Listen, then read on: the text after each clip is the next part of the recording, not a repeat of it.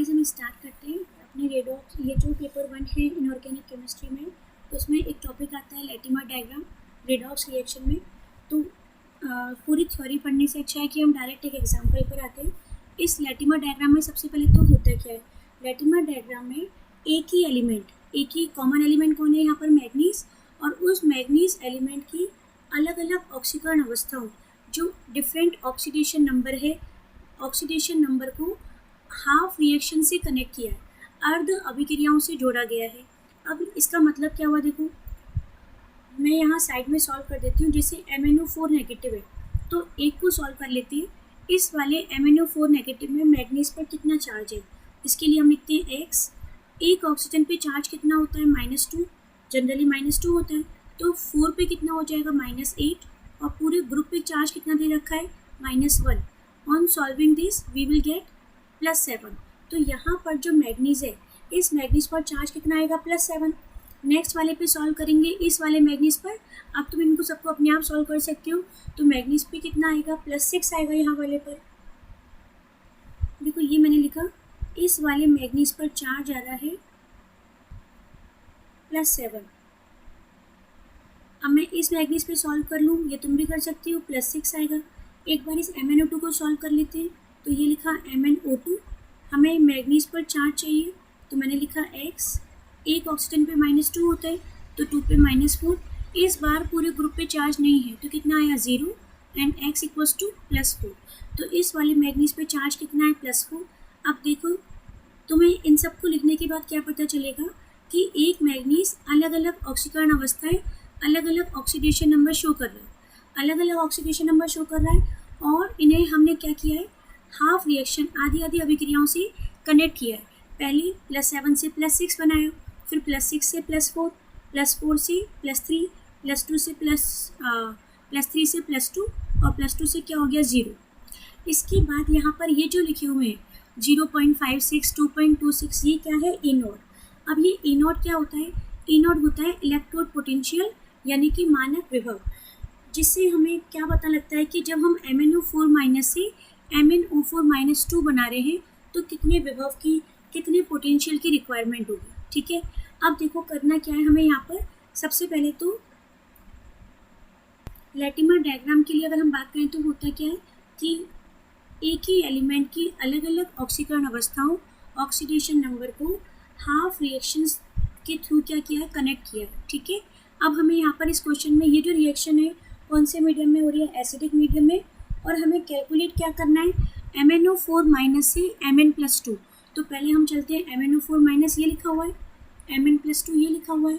यहाँ से लेके जब हमें Mn+2 तक पहुँचना हो तो कितने पोटेंशियल की रिक्वायरमेंट होगी, ये अपना क्वेश्चन है। लैटिमर डायग्राम में ये पता लगाना है। ठीक है, अब हम मैथमेटिकल फॉर्मूले की बात करें तो इसके अकॉर्डिंग तो ये कर सकते हैं कि ये हाफ रिएक्शन, फर्स्ट रिएक्शन, ये सेकेंड, ये थर्ड, और ये क्या हो गई, फोर्थ। इन सब की वैल्यूज़ को प्लस कर दें, E1, E2, E3, E4। ठीक है ना, इसे मैं E1 कर देती हूँ, इसे E2, E3, E4।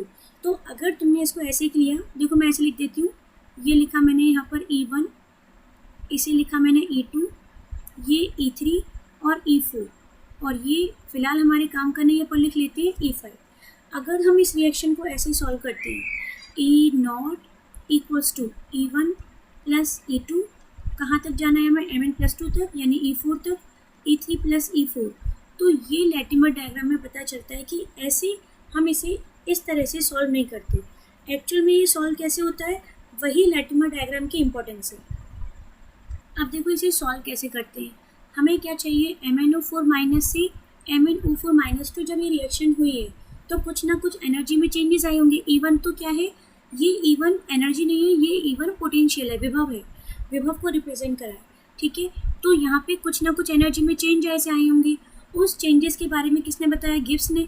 तो हम यहाँ लिख देते हैं, यहाँ पे जो चेंजेस आए उसे इसके लिए लिखते हैं फर्स्ट वाले के लिए, ये मैं लिख देती हूँ यहाँ पर सेकेंड, इसे हमने लिखा थर्ड हाफ रिएक्शन, ये हो गई यहाँ पर फोर्थ, और एक हम लिखते हैं यहाँ पर फिफ्थ।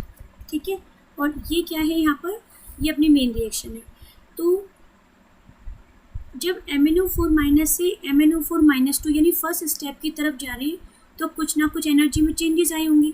मैं इसको लिख रही हूँ ΔG01, फिर हम चले सेकेंड स्टेप पे, तो भी कुछ ना कुछ एनर्जी में चेंजेस आए होंगे, गिब्स एनर्जी। तो delta G naught two, same यहाँ पर लिखा डेल्टा जी नॉट थ्री, और कहाँ तक चल रहे हैं हम, एम एन प्लस टू तक, क्योंकि फोर्थ वाले की बात हमारे पास नहीं की है, एम एन प्लस टू तक की है, डेल्टा जी नॉट फोर। और इसको हम यहाँ से लेके यहाँ तक चलें, इस वाली स्टेप से लेकर, अगर हम यहाँ तक जाना है हमें क्वेश्चन के अकॉर्डिंग, तो यहाँ लिखेंगे total change in Gibbs energy, ठीक है। नॉट मतलब होता है मानक स्टैंडर्ड। अब डेल्टा जी का एक फॉर्मूला होता है, डेल्टा जी का फॉर्मूला क्या होता है, माइनस एन एफ ई। अगर हम नॉट की बात करें तो ये भी क्या हो जाएगा, ई नॉट, ठीक है। अब हम इसकी वैल्यूज़ को पुट करते हैं, डेल्टा जी नॉट। देखो ये तुम्हें लेंथी लग रहा है, लेकिन क्योंकि मैं अभी फर्स्ट एग्जाम्पल है तो तुम्हें थोड़ा हार्ड लग रहा है, अदरवाइज बहुत सिंपल टॉपिक है। बस वैल्यूज़ पुट करनी है, minus N F E naught. फिर यहाँ लिखा हमने वन के लिए क्या आएगा, ई वन नॉट हो जाएगा। एन सबके लिए अलग अलग है। अच्छा एक बात, तो यहाँ से 7 से 6 गए तो कितने का डिफरेंस आएगा, 1 का डिफरेंस आया, तो हम n1 की वैल्यू यहाँ पे n को 1 पुट करेंगे, ठीक है। तो मैं फ़िलहाल इसको कैसे करें, n1 f तो कांस्टेंट रहेगा, E naught E one naught plus delta G naught two की value minus N F E naught, और ये क्या हो गया 2। अब एक बात सुनो, चलो कर लेते हैं। फिर यहाँ पे आया plus minus N F E naught, और ये क्या हो गया 3। फिर plus minus N F E naught, कुछ भी नहीं किया है, सिर्फ फॉर्मूले को पुट किया हमने, ठीक है। अब देखो एफ होता है फेराडे, फेराडे की वैल्यू कांस्टेंट होती है 96500 कूलम, सबके लिए कांस्टेंट है। एफ कैंसिल हो जाएगा, ठीक है, सब में एफ कैंसिल हो जाएगा। फिर यहाँ पर माइनस है तो नेगेटिव को कॉमन ले लोगे तो क्या रहेगा, नेगेटिव यहाँ कॉमन लिया, नेगेटिव भी कैंसिल हो जाएगा, तो यहाँ रहेगा एन ई नॉट, समझ रहे हो, ये नेगेटिव, और यहाँ सबसे मैंने नेगेटिव कॉमन ले लिया, नेगेटिव से नेगेटिव कैंसिल, तो यहाँ क्या बचेगा, N one E one naught plus N two, इसे एन टू कहेंगे, इसे एन थ्री और इसे N four, N two E two naught plus N three E three naught and plus N four E four naught, ठीक है। अब हमें क्या चाहिए, ई नॉट कैलकुलेट करना है, तो ई नॉट कैलकुलेट करना है तो फॉर्मूला क्या हो जाएगा, इसे मैं पीछे लिख देती हूँ, ये हमारा काम भी हो जाएगा वहाँ से। ये लिखा हमने यहाँ पर, E naught equals to N one E one naught plus N two E two naught plus N three E three naught और n four E four naught, ठीक है। और डिवाइड में क्या आ जाएगा यहाँ पर, एन। तो अब तो थोड़ा इजी हो गया। और अगर हमें डायरेक्ट फॉर्मूला कहीं अप्लाई करना हो तो सीधे ये ध्यान रखो, बस N E naught equals to, इतना सब कुछ नहीं करना है एग्जाम में, ये तो सिर्फ समझाया था, तुम्हें डायरेक्ट ये याद रखना, नेगेटिव से नेगेटिव सारे कैंसिल हो जाएंगे, तो ये direct N E naught equals to N one E one naught. अच्छा सपोज करो एग्जाम में एम एन प्लस टू नहीं आता, एम एन प्लस थ्री होता, तो फिर क्या करते, तो फिर एम एन प्लस थ्री यानी कि 3 स्टेप आते, यहाँ तक रुक जाता, ठीक है। अब हम वैल्यूज़ पुट करते हैं, देखो एन वन कितना है, एन वन है यहाँ से लेके यहाँ तक का डिफरेंस यानी कि 1, एन टू कितना है 6 और 4 का डिफरेंस, और 6 और 4 के बीच में कितने का डिफरेंस आ रहा है, 2 का डिफरेंस आ रहा है। ऐसे ही एन थ्री यानी 4 से लेके 3 तक ये कितना डिफरेंस है, 1 डिफरेंस है, और लास्ट वाले में 3 to 2 यानी कि सब में 1 का है, इसमें 2 का आ रहा है बस, ठीक है। ये आ गई हमारे पास वैल्यू। अच्छा एक बात और, इस वाले n की वैल्यू को क्या पुट करेंगे यहाँ पर, ये वाला n कौन सा है, दिस इज ऑल्सो इम्पॉर्टेंट, तो ये वाला n तो यहाँ से आया ना, ये वाला n, और ये n कहाँ से आया, इधर से लेके यहाँ तक 7 से लेके 2 तक, तो जब 7 से लेके 2 तक चल रहे हो तो कितना n आया, 7 से लेके 2 में आया डिफरेंस कितना, 5 का, ठीक है। अब तो बस वैल्यूज़ पुट करनी है, देखो ई नोट इक्वल्स टू, सबसे पहले एन वन की वैल्यू कहाँ है, एन वन की वैल्यू ये रही 1 इंटू ई वन नॉट कहाँ है, यहाँ पे 0.56 प्लस में, तो प्लस में है तो हम प्लस ही लिख देते हैं 0.56। फिर चलते हैं एन टू की वैल्यू 2 थी, यहाँ पर ये 2 है और ये 2.26, ठीक है, तो ये लिखा हमने यहाँ पर 2 इंटू 2.26, ठीक है। और चलते हैं आगे, कंटिन्यू करते हैं, एन थ्री की वैल्यू 1 ही थी, और ई थ्री नॉट, अच्छा ये सारे नॉड में है, ये भी नॉड में, ये भी और ये भी और ये भी, तो ई थ्री नॉट की वैल्यू प्लस 0.95, ये लिखा हमने यहाँ पर 0.95 एंड प्लस N4 की वैल्यू तो 1 ही थी और E4 नोट की वैल्यू यहाँ से आ जाएगी 1.51। तो ये हमने पुट किया यहाँ पर 1.51, प्लस में है सारी वैल्यू और डिवाइड बाय n की वैल्यू 5 आई थी, ये रहा 7 से 2 का डिफरेंस। 7 से 2 ही क्यों? क्योंकि क्वेश्चन में यहाँ से लेके यहाँ तक की बात की है, तो 7 से 2 का डिफरेंस कितना आया 5। अब तो हमें इसको बस सॉल्व करना है। 1 इंटू 0.56 समझते ही हम ये सारी बात। फिर यहाँ से इसको सॉल्व किया,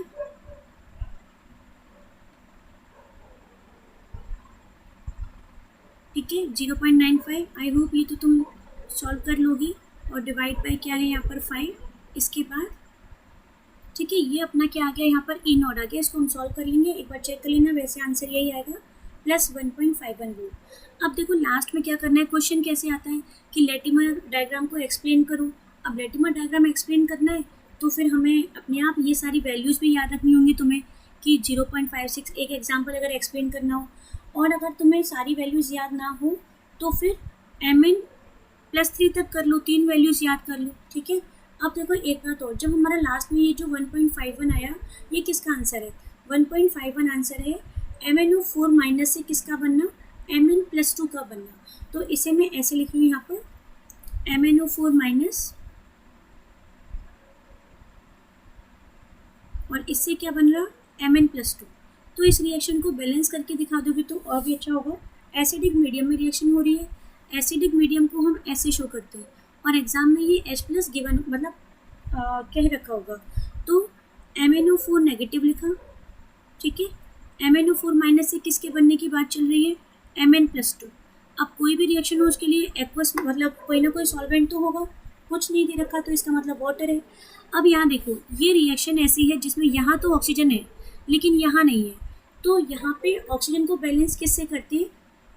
बाय द वाटर मॉलिक्यूल। अगर यहाँ 4 ऑक्सीजन है तो हम 4H2+ करेंगे, ठीक है भाई। एक ऑक्सीजन कम हो तो हम एक H2+ कर देते हैं, कहीं पे 2 ऑक्सीजन कम है तो हम 2H2+ करेंगे, यहाँ 4 है तो 4H2। अब जैसे ही तुमने यहाँ पे 4H2+ किए तो कितने हाइड्रोजन आ गए? 8 हाइड्रोजन। अब 8 हाइड्रोजन की भरपाई कौन करेगा? तो वो करेगा एसिडिक मीडियम, क्योंकि जहाँ ये रिएक्शन हो रही है वहाँ पे H+ आयन प्रेजेंट है। तो हुआ क्या देखो, जैसे ही हम इस रिएक्शन को बैलेंस करने आए यहाँ पर MnO4 नेगेटिव और MnO4 नेगेटिव से क्या बनना है? Mn+2। Mn यहाँ ऑक्सीजन थी यहाँ नहीं है तो हमने 4H2+ कर दिए। जैसे ही तुमने यहाँ H2+ किए 8 हाइड्रोजन आ गए तो 8H+, ठीक है, क्योंकि यहाँ नहीं है। हो गई रिएक्शन बैलेंस। बस अब चेक कर लो एक बार, तो यहाँ पे क्या हुआ? एक मैग्नीज 4 ऑक्सीजन 8 हाइड्रोजन, यानी एटम क्या हो गए? बैलेंस हो गए। And in the last charge और देख लो, देखो यहाँ कितना है? -1। एक हाइड्रोजन पे +1 तो 8 पे कितना आएगा? +8। ये कितना आया यहाँ पे? +2, और यहाँ नहीं है तो ये 0 लिख देते हैं। चलो ये +2 और यहाँ कितना है? +7। 7 और 2 में कितने का डिफरेंस है? 5 का। 100% 5 इलेक्ट्रॉन और ऐड करोगे। अब देखो ये तो तुम अपने आप भी कर सकते हो कि कहाँ 5 इलेक्ट्रॉन बैलेंस करें, ऐड करें कि चार्ज सेम हो जाए। तो हम यहाँ पे अगर नहीं आता समझ में, मतलब कि कन्फ्यूजन होता है, तो यहाँ एक जगह ऐड करके देख लो। कर लिया ऐड यहाँ पर। इसके बाद एक इलेक्ट्रॉन पे नेगेटिव -1, तो 5 पे कितना हो जाएगा? -5।